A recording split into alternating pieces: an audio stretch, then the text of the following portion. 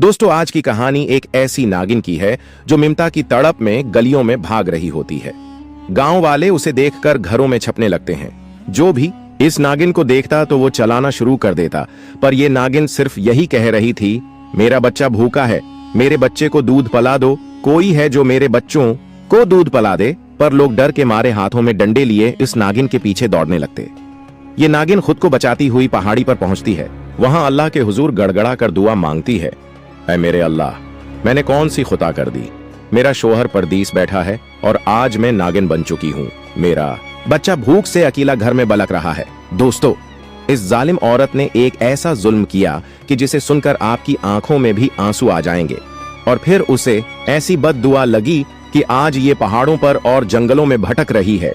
दोस्तों, ये कहानी एक ऐसी बद्दुआ के बारे में है जिसके नतीजे में होने वाली तबाही से ये औरत महफूज न रह सकी और बरसों अपनी औलाद से जदा रही।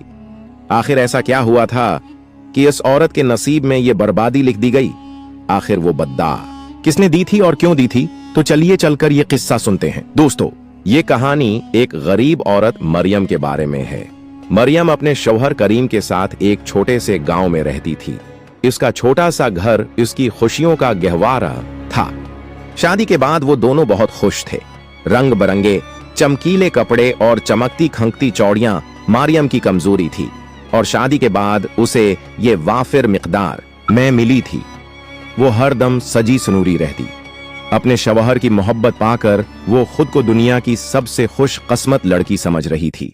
लेकिन शादी को जब 1 साल का उर्सा हो गया तो मरियम की खुशियों को जैसे किसी की नजर लग गई, क्योंकि अब लोग दब्बे दब्बे लफ्जों में उसे बच्चे के बारे में पूछने लगे थे। अरे, अभी तक तुम्हारी औलाद नहीं हुई? शादी के बाद पहला बच्चा जितनी जल्दी हो जाए तो इतना ही अच्छा होता है, वरना अगर पहली बार ही देर हो जाए तो फिर बहुत देर हो जाती है। लोग तरह तरह की बातें करने लगे और मरियम को तरह तरह के मशूरे देने लगे और वो लोगों की बातों पर बौखला जाती। घबरा कर अपने शौहर से कहती, करीम, लोग बार बार बच्चे के बारे में पूछते रहते हैं और मैं इन्हें जवाब देते देते थक चुकी हूं। अल्लाह के खजानों में कौन सी चीज की कमी है, तो फिर वो मुझे क्यों औलाद की दौलत से महरूम रख रहा है? मरियम हसरत से कहती, तुम ऐसा करो, मुझे किसी हकीम के पास चेक करवा दो, शायद कोई बेहतरी हो जाए, शायद मुझे भी औलाद नसीब हो जाए। करीम उसे तसल्ली देता और कहता, ऐसा कुछ भी नहीं है, तुम्हें किसी हकीम या दवा की जरूरत नहीं है, तुम बिल्कुल ठीक हो। लेकिन अगर तुम्हारी तसल्ली हकीम के पास जाकर ही होगी तो फिर मैं तुम्हें ले जाता हूं। करीम ने मरियम की तसल्ली की खातिर एक हकीम से वक्त ले लिया और उसे लेकर वहां चला गया। हकीम ने मरियम का मायना अच्छे तरीके से किया और यही कहा, सब कुछ ठीक है, बस अल्लाह की तरफ से देर है, तुम दोनों दुआ करो, अल्लाह जल्द तुम्हारी झोली भर देगा। मरियम वहां से आने के बाद बहुत पुरामिद थी और उसे यकीन हो चला था कि बहुत जल्द वो मां बन जाएगी। आजकल वो खुश रहती थी और लोगों को यही कहती थी कि अब जल्द अल्लाह मेरी सुन लेगा। लेकिन दिन गुजरते जा रहे थे और मरियम जिस खुशखबरी के इंतजार में थी वो अभी तक न मिली थी। वो दिन बह दिन मुरझाती जा रही थी। इसी दौरान शादी को 5 बरस गुजर चुके थे और जब मरियम बिल्कुल नामीद हो गई तो अल्लाह ने उसे मां बनने की खुशखबरी दे दी। मरियम को जब ये खबर मिली तो जैसे यकीन ही नहीं आया। वो शिद्दत से रो पड़ी और कहने लगी, तुम मेरे साथ मजाक कर रहे हो? लेकिन जब करीम ने उसे मोहब्बत से यकीन दिलाया तो फिर मरियम की खुशियों का कोई ठिकाना न रहा। वो खुश रहने लगी और लम्हा बहलम्हा अपनी औलाद के दुनिया में आने का इंतजार करने लगी। करीम ने उन दिनों मरियम का बहुत ख्याल रखा, उसे हर खुशी दी, हर वो चीज ला कर दी जिसकी मरियम को जरूरत हो सकती थी। वो अपनी हैसियत से बढ़कर मरियम का ख्याल रखता और उसे आराम देने की कोशिश करता। 9 माह के तवील और सब्र आजमा इंतजार के बाद मरियम ने एक बहुत खूबसूरत बेटे को जन्म दिया और उसे पाकर जैसे उसकी दुनिया मुकम्मल हो गई। अब तक उसके घर में जो खामोशी और सुनाटे थे, उसके बेटे के आने से वो खत्म हो चुके थे। आपने बेटे को देखकर खुद करीम भी बहुत मसरूर था। इन्हीं दिनों में करीम का वेजा लगकर आ गया और वो मरियम को ढेर सारी तसलियां और दिलासे देकर अच्छी किस्मत और बेहतर मुस्तकबल के लिए बीरून मुल्क चला गया। करीम का बेटा फाजाल तब 3 महीने का हो चुका था। मरियम ने करीम को रोकने की बहुत कोशिश की, लेकिन उसका कहना था, अब हमें अपने बारे में नहीं बल्कि अपने बच्चे के बारे में सोचना है और उसके बेहतर मुस्तकबल के लिए मुझे ये कदम उठाना ही पड़ेगा। मरियम ने बहुत मुश्किल से दिल पर पत्थर रखकर करीम को जाने की इजाजत दे दी और खुद को अपने बेटे के लिए वक्फ कर दिया। करीम के जाने के बाद वो बहुत उदास रहती, लेकिन फिर उसने अपने बेटे को अपना साथी बना लिया। वो हर वक्त अपने बच्चे के साथ लगी रहती, इसके नाज नुखरे उठाती रहती। वो जैसे अपने बेटे के साथ एक छोटे से घर में कैद होकर रह गई थी। उसने कहीं आना जाना छोड़ दिया था और अपने बेटे के साथ अपने दिल को बहला लिया था, क्योंकि अब करीम यहां मौजूद नहीं था और मरियम को उसकी कमी बहुत महसूस होती थी। लेकिन अपने बच्चे के साथ लगकर वो बहल जाती थी। एक दिन मरियम अपने बच्चे के साथ खेल रही थी। वो बातों में मसरूफ थी जब उसके घर के बाहर एक फकीर ने सदा लगाई, मैं भूखा हूं, खाने को रोटी दे दो। लेकिन मरियम बदस्तूर अपने बच्चे के साथ मग्न रही। उसने फकीर की सदा को नहीं सुना, लेकिन फकीर ने दोबारा जोर से बुलंद आवाज में सदा लगाई। अब की बार भी मरियम ने उसकी सदा को नहीं सुना और अपने बच्चे के साथ खेलती रही। फकीर को बाहर उनकी आवाजें सुनाई दे रही थी और अब उसे इस बात पर गुस्सा आने लगा कि आखिर मरियम उसकी सदा क्यों नहीं सुन रही। तभी उस फकीर ने गुस्से में उसे आवाज दी, बाहर आओ और मेरी बात सुनो। फकीर की गुस्से भरी और गरजदार आवाज सुनकर मरियम का दिल सहम गया और वो बेजारी से तेजी से बाहर आई। फकीर को गुस्से में देखकर मरियम कांप गई थी और कहने लगी, माफ कीजिएगा, मैंने आपकी सदा नहीं सुनी। वो फकीर गुस्से से बोला, मुझे तुम्हारी आवाजें बाहर तक सुनाई दे रही थी और तुम कहती हो तुमने मेरी सदा नहीं सुनी। तुमने बहुत गलत किया। अब मैं तुम्हें बददहा देता हूं कि तुम अपने बेटे से जदा हो जाओ और 15 बरस तक तुम एक जंगल में नागिन बन के भटकती रहो। ये मेरी बद्दुआ है कि तुम्हारे साथ ऐसा ही हो। फकीर की ये बात सुनकर मरियम का दिल उछलकर हल्क में आ गया और वो एकदम जर्द पड़ गई। कहने लगी, खुदा का वास्ता है, आप मुझे ऐसी बद्दुआ मत दें। मैंने पहले ही बहुत मन्नतों और मुरादों के बाद अपने बेटे को हासिल किया है। अल्लाह ने एक लंबे उर्से तक मुझे औलाद से महरूम रखा और अब जब औलाद के साथ जीने और खेलने का वक्त आया है तो आप मुझे इससे जदा होने की बद्दुआ दे रहे हैं। मेरे साथ ऐसा मत करें, मैं तो जीते जी मर जाऊंगी। बदले मैं आपको जो कुछ भी चाहिए होगा मैं आपको दूंगी, बस एक बार अपनी बद्दुआ वापस ले लें। मरियम ये कहते हुए इस फकीर के कदमों में गिर गई और रोने लगी। उसने अपना दुपट्टा भी उस फकीर के कदमों में रख दिया ताकि एक बार वो मरियम की बात मान ले और उसे बख्श दे। फकीर ने मरियम की हालत देखी तो कहने लगा, मुना से निकली हुई बद्दुआ कभी वापस नहीं होती, लेकिन उसकी एक सूरत मुमकिन है कि मैं 15 सालों के बाद तुम्हें तुम्हारे बेटे से मिला दूंगा, लेकिन तब तक तुम्हें एक नागिन बनकर जंगल में जिंदगी गुजारनी होगी और तुम यूं ही भटकती रहोगी। फकीर की यह बात सुनकर मरियम तो बहुत परेशान हो गई और रोते हुए फकीर की मन्नतें करने लगी, लेकिन फकीर ने उसकी एक न सुनी और कहा कि नहीं, वादे के मुताबिक तुम अब 15 साल बाद ही अपने बेटे से मिल सकोगी। फकीर ये कहकर वहां से चला गया। फकीर के जाने के कुछ देर बाद ही मरियम ने अपने बेटे को जैसे ही गोद में उठाना चाहा तो इसी दम उसके जिस्म को 2-3 शदीद झटके लगे। मरियम घबरा गई और अपने बेटे से पीछे हट गई। वो दौर से अपने बेटे को देख उसका ध्यान अपने बेटे में ही उठा हुआ था जो रो रहा था, लेकिन उसे इस बात की खबर नहीं हो रही थी कि वो एक इंसान से एक नागिन की शक्ल अख्तियार कर रही है। मरियम एक नागिन बन गई और अपने बेटे से दूर हो गई। मरियम का नन्हा बच्चा भूख से बलक रहा था, रो रहा था और अपनी मां को तलाश कर रहा था। इसकी तड़प को देखकर खुद मरियम की ममता भी तड़प रही थी।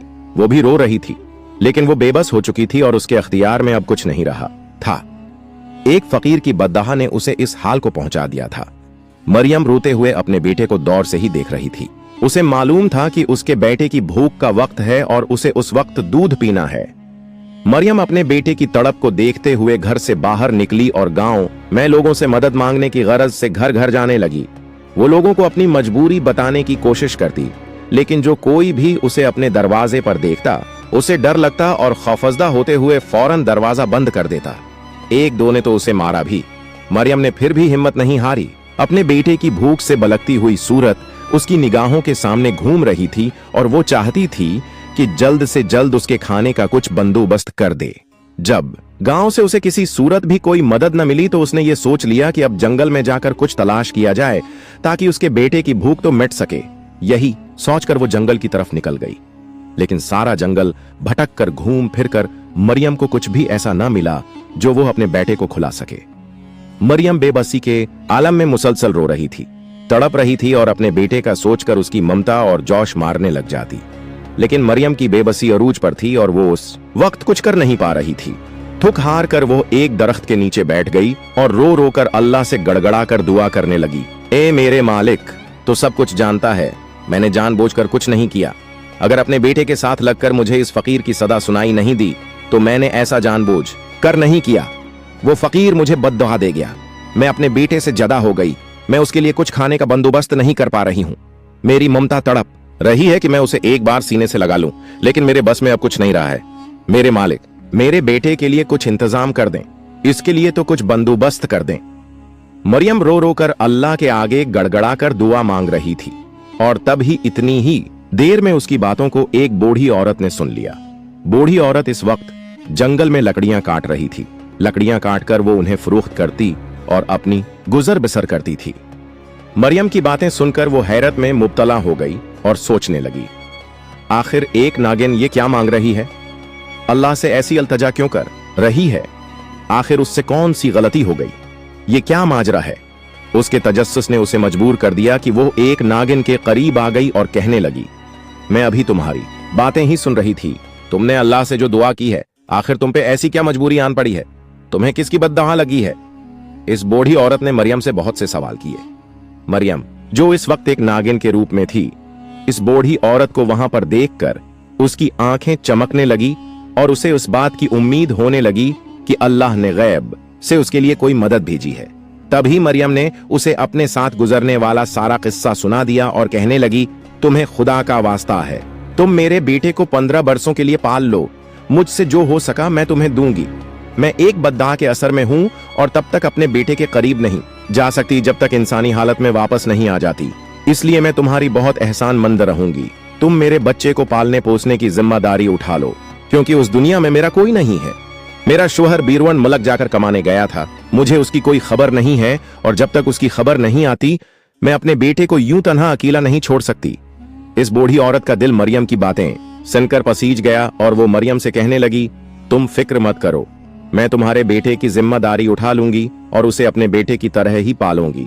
बूढ़ी औरत की बात सुनकर मरियम का दिल खुश हो गया और उसने बेउख्तियार ममनून नजरों से उसकी तरफ देखा और कहा, तुम्हारा ये एहसान मैं सारी जिंदगी नहीं भूलूंगी। मैं सारी उम्र तुम्हारा ये एहसान याद रखूंगी। मरियम ने ममनूनियत भरे अंदाज में उसे कहा। बूढ़ी औरत वहां से मरियम के घर चली गई और मरियम के बच्चे को लेकर एक कटिया में रहने लगी। वहां पर उसने इस बच्चे को मां जैसा प्यार दिया और उसके ऊपर अपनी ममता नुछावर करने लगी। इसी दौरान गांव के जमींदार के घर शादी के तवील उर्से के बाद एक बच्चा जन्म लेता है, लेकिन पैदाइश के चंद मिनटों के बाद ही वो बच्चा अल्लाह को प्यारा हो जाता है। वो दाई जिसने उस बच्चे की पैदाइश की होती है, जमींदार के पास आती है और उसे कहती है, आपका बच्चा अल्लाह के पास वापस चला गया है, उसने अपनी इमानत वापस ले ली है। लेकिन मैं ये खबर जमींदारनी को नहीं दे सकती क्योंकि उसकी हालत अच्छी नहीं है और अगर उसे बच्चे की मौत की खबर दे दी गई तो मुझे डर है कि कहीं वो खुद भी उस दुनिया से न गुजर जाए। दाई की ये बात सुनकर जमींदार बहुत परेशान हो गया और कहा, अब मैं क्या करूं? मैं किस तरह अपनी बीवी को इस सदमे से बचाऊं? दाई भी जमींदार की परेशानी देखकर सोच में पड़ गई कि अब क्या किया जाए। तभी वहां पर जमींदार का एक खास मुलाजिम कहता है, जमींदार साहब, अगर हम गांव में से वक्ती तौर पर किसी का बच्चा ले लें तो मालकिन की तबीयत जब बेहतर हो जाएगी तो बच्चा वापस कर देंगे। मुलाजिम की ये बात जमींदार को बहुत पसंद आती है और वो हुक्म सादिर कर देता है कि गांव में जिसके पास भी छोटा बच्चा है उसे लाया जाए ताकि मैं अपनी बीवी की गोद भर सकूं। लेकिन उसके मुलाजमीन सारे गांव में बच्चा तलाश करते हैं और उन्हें कहीं पर बच्चा नहीं मिलता। उन्हीं में से एक मुलाजिम जमींदार से कहता है, मैंने जंगल की एक कटिया में एक बूढ़ी औरत के पास एक बच्चा देखा है। बच्चा बहुत खूबसूरत है। अगर आप कहीं तो मैं वहां से वो बच्चा ले आता हूं और इस बूढ़ी औरत से सौदेबाजी कर लेता हूं। जमींदार को यह ख्याल पसंद आता है और वो मुलाजिम को जंगल भेज देता है। जमींदार का मुलाजिम इस बूढ़ी औरत के साथ सौदेबाजी कर लेता है और उसे कहता है, हम तुम्हें बहुत सारी जमीन और दौलत देंगे, तुम ये बच्ची हमारे हवाले कर दो। वो बूढ़ी औरत पहले तो राजी नहीं होती, लेकिन जायदाद की खातिर वो मान जाती है और वो बच्चा जमींदार के मुलाजिम के हवाले कर देती है। जमींदार की तरफ से इस बूढ़ी औरत को बहुत ज्यादा इनाम व कराम दिया जाता है और वो बूढ़ी औरत इतनी जायदाद, रुपया, पैसा पाकर बहुत खुश हो जाती है। वह बच्चा जमींदार की हवेली में आ जाता है और जमींदारनी की गोद में पलने लगता है। जमींदारनी बहुत खुश होती है और दिन रात अपने बच्चे के साथ लगी रहती है। उसे खुश देखकर जमींदार भी खुश होता है। बस एक डर उसके दिल में बैठ जाता है कि कहीं जमींदारनी को इस बात का पता न चल जाए कि वो बच्चा उसका नहीं। लेकिन वो डर भी खत्म हो जाता है क्योंकि बूढ़ी औरत तो वैसे भी गांव छोड़कर चली जाती है। इसलिए जमींदार मुतमईन हो जाता है कि उसकी बीबी को सच मालूम नहीं होगा। वक्त यूं ही गुजर रहा था, मौसम बदलते जा रहे थे। 15 बरस बैठ गए। मरियम जो उन 15 बरसों में जंगल में नागिन बनकर भटकती रही और अपनी ममता से मजबूर तड़पती रही और बेटे को याद करके रोती रही थी, अब इंसानी रूप में आ चुकी थी। वो फौरन उस बूढ़ी औरत की कुटिया पर पहुंची, लेकिन ये देखकर उसके कदमों तले से जमीन निकल गई कि वो बूढ़ी औरत वहां पर मौजूद नहीं थी और न ही उसका बच्चा वहां मौजूद था। मरियम बहुत परेशान हो गई, जबकि उसकी आजमाइश खत्म हो चुकी थी। उसकी बुदुआ का असर झील हो चुका था। तब फिर वो बूढ़ी औरत कहां गई? इसका बच्चा कहां गया? मरियम ने बहुत ढूंढा, लेकिन उसे कहीं उसका पता न मिला, न उसका बच्चा और न ही वो बूढ़ी औरत। उसे परेशानी होने लगी और उसका दिल बैठने लगा था। तभी उसे उस बूढ़े फकीर का ख्याल आया जिसने उससे वादा किया था कि 15 बरसों के बाद वो उसे उसके बेटे से मिलवा देगा। मरियम बेताबी से उस बूढ़े फकीर के पास गई और उसे सारी सूरत हाल बताई। बाबा जी, आपने मुझसे वादा किया था कि जब मेरी बदवा का असर खत्म हो जाएगा तो आप मुझे मेरे बेटे से मिलवा देंगे। अब आप मुझे मेरे बेटे से मिलवा दें, मैं उसके बगैर एक पल नहीं रह सकती। मरियम ने रोते हुए जब उस बूढ़े फकीर से फरियाद की तो वो मरियम को तसल्ली देकर कहने लगा, बेटी तुम फिक्र मत करो, तुम जल्द ही अपने बेटे से मिलोगी। जैसे कि मैंने तुमसे वादा किया था वैसा ही होगा। बूढ़े फकीर की तसल्ली ने मरियम के दिल को थोड़ा सुकून तो दिया था, लेकिन उसकी ममता बेचैन थी और वो बार बार अपने बेटे से मिलने के लिए तड़प रही थी। मरियम चौंकी अब इंसानी रूप में आ चुकी थी और उसे अब अपने जीने के लिए खुद ही कुछ घर का सामान और राशन लेना था, तो इसीलिए वो अपने लिए काम ढूंढने लगी। तभी उसे जमींदार के घर साफ सफाई का काम मिल गया। मरियम जमींदार के घर में सफाई का काम करने लगी। वो वहां पर जब जमींदार के बेटे को देखती तो उसका दिल तड़प उठता और वो अपने बेटे के बारे में सोचने लगती, मेरा बेटा भी अब इतना ही बड़ा हो गया होगा, वो कैसा होगा, कैसा नजर आता होगा। जमींदार के बेटे को देखते हुए मरियम सोचती तो उसकी ममता और बेचैनी हो जाती, लेकिन जब उसे फकीर की बात याद आती तो वो मुतमईन हो जाती। एक दिन उसी तरह सफाई करते हुए मरियम को हवेली के सहन में जमींदार का बेटा खेलता हुआ दिखाई दिया। मरियम अपना काम छोड़कर जमींदार के बेटे को देखती जा रही थी। इसकी आंखों में एक अजीब सी हसरत थी, चेहरे पर अनोखी चमक थी। जमींदारनी ने जब उसे अपने बेटे को इस तरह देखते हुए पाया तो उसे बहुत गुस्सा आया। वो एकदम मरियम पर झपट पड़ी और कहने लगी, अरे अवा मरियम, आखिर तो मेरे बेटे को ऐसे क्यों देख रही है? क्या तेरा नजर लगाने का इरादा है? मेरे बेटे का खून वैसे ही बहुत हल्का है, उसे बहुत जल्दी नजर लग जाती है, इस तरह उसे मत देख। दरअसल मेरा भी एक छोटा सा बेटा था जो बचपन में खो गया। मैं उसके बारे में सोच रही थी। अगर वो आज मेरे पास होता तो वो भी लगभग आपके बेटे की उम्र का ही होता। मैं उसी को सोच सोच कर याद कर रही थी।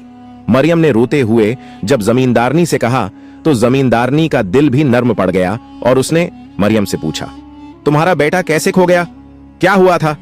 तभी मरियम ने जमींदारनी को अपनी सारी कहानी कह सुनाई, जिसे जानकर जमींदारनी हैरान रह गई और कहने लगी, ये तो तुमने बहुत अनोखी बात सुनाई है, मैं हैरान हो गई हूँ। मैं तुम्हारे लिए दुआ करती हूँ कि अल्लाह तुम्हें जल्द अपने बेटे से मिलवा दे। तुमने एक लंबी तपस्या काटी है, एक उम्र की रियाजत की है, अल्लाह तुम्हें तुम्हारे बेटे से मिलवा दे।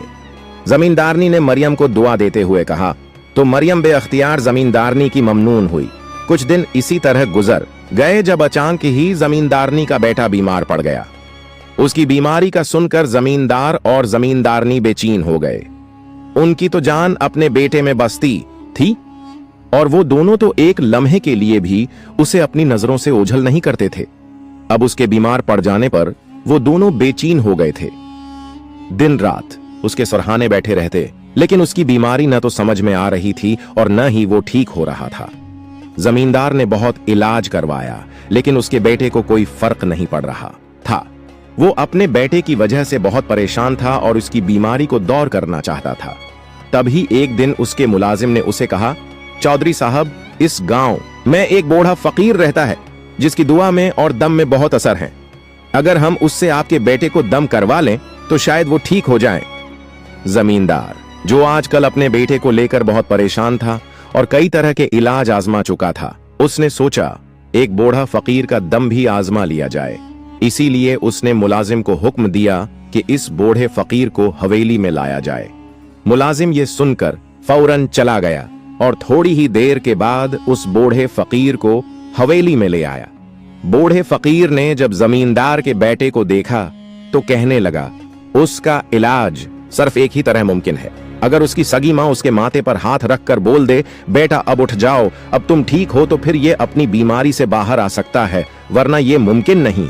बूढ़े फकीर की बात सुनकर जमींदारनी की आंखें एकदम चमक उठें, जबकि जमींदार तब वो बूढ़ी औरत बहुत शर्मिंदा हुई और उसी शर्मिंदगी में उसने सारा सच बयान कर दिया और बता दिया कि ये बच्चा मेरा नहीं है बल्कि एक नागिन का था जिसे किसी फकीर की बद्दुआ थी। ये सुनकर वहां पर मौजूद मरियम एकदम चौंक उठी और आगे बढ़ती है। इस लड़के को गौर से देखती है और बेअख्तियार अपना हाथ इस लड़के के माथे पर रख कर कहती है, बेटा अब उठ जाओ, इस बीमारी से बाहर निकल आओ। इसका इतना ही कहना था कि बेअख्तियार इस लड़के के जिस्म में जनबिश हुई और वो एकदम होश में आ गया। ये मंजर देखकर वहां पर मौजूद सब लोग हैरान रह गए और सब मरियम की तरफ देखने लगे। तब वो बूढ़ा फकीर बोला, यही इस बच्चे की असल मां है, इसी ने उसे जन्म दिया है। मैंने ही उसे बद्दुआ दी थी और मेरी बद्दुआ के असरात में ये नागन बनकर 15 बरस जंगल में भटकती रही और अब उसकी तपस्या खत्म हो गई है। ये अपने बच्चे को ढूंढ रही थी और कुदरत ने इस तरह उन दोनों को मिलवा दिया है। आज मेरा वादा पूरा हुआ। ये कहकर वो बूढ़ा फकीर वहां से चला गया, जबकि वो बूढ़ी औरत मरियम से माफी मांगने लगी और कहने लगी, दौलत के लालच ने मुझे अंधा कर दिया था, जिस की वजह से मैंने तुम्हारे बेटे को जमींदार के आगे बेच दिया। मरियम ने उसे मुआफ कर दिया क्योंकि उसका बेटा एक अच्छे घर में पल बढ़कर जवान हो रहा था। जमींदारनी ने मरियम के आगे हाथ जोड़ दिए और कहने लगी, तुम मेरे बेटे को मुझसे मत छीनना। बेशक ये तुम्हारा बेटा है, लेकिन मैंने दिन रात उसे पाला है, अपनी औलाद की तरह उसकी परवरिश की है। जमींदारनी की ये हालत देखकर मरियम का दिल भी पसीज गया और तभी जमींदार मरियम से कहने लगा, मुझे खुशी है कि मेरे बेटे को उसकी हकीकी मां मिल गई है। अगर तुम बुरा ना मानो तो तुम इस हवेली में मेरी बहन बनकर रह सकती हो, मुझे कोई ऐतराज नहीं होगा। इस तरह तुम अपने बेटे के करीब भी रह सकोगी और जमींदारनी को भी अपने बेटे से अलग नहीं होना पड़ेगा। ये तजवीज मरियम को पसंद आई और उसने जमींदार की बात मान ली और वो सब उस बच्चे के साथ हंसी खुशी रहने लगे। मरियम के मुश्किल भरे दिन खत्म हो चुके थे और अब खुशियां लौट आई थीं। दोस्तों, ये कहानी हमें सिखाती है कि बैरमा की ममता कभी झूठी नहीं होती, साथ ही दूसरों की जरूरत को नजरअंदाज करने का अंजाम भी याद दिलाती है। अल्लाह हर मजलूम की फरियाद सुनता है, बस सब्र और